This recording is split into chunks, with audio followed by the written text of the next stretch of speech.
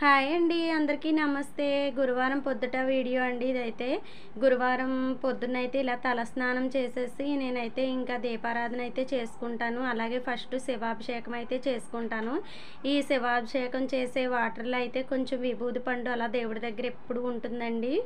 అలా విభూది తీసి కొంచెం అయితే నేను ఆ వాటర్లో వేసుకుంటాను. అలా వేసుకోవడం వల్ల మనకి శివలింగం అయితే విభూదాభిషేకం అయినట్టుగా ఉంటుంది కదా. నేనైతే ఆ వాటర్లో ఖచ్చితంగా విభూది వేస్తాను. అలా వేస్తే ఆ వాటర్ పరిశుద్ధంగా ఉన్నట్టు కూడా లెక్కండి. తర్వాత కామాక్షి దీపం అయితే ఇలా తలస్నానం చేసినప్పుడు కంపల్సరీ వెలిగించుకుంటాను. ఇలా అయితే నేను పూజ చేసుకున్నానండి. మామిడి పండ్లు అయితే పెట్టుకున్నాను దేవుడి దగ్గర. మనస్ఫూర్తిగా అయితే దండం పెట్టుకుని ఇంకా హారతి అయితే ఇచ్చేసుకున్నానండి. నేను హారతి ఇచ్చేసుకుని బాబాగారి గుడికి వెళ్దాం అనుకుంటున్నాం పాలకొల్లు అయితే. ఇంకా వీడియో నచ్చితే లైక్ చేయండి, షేర్ చేయండి, సబ్స్క్రైబ్ చేసుకోండి ఫ్రెండ్స్. టోటల్ పూజ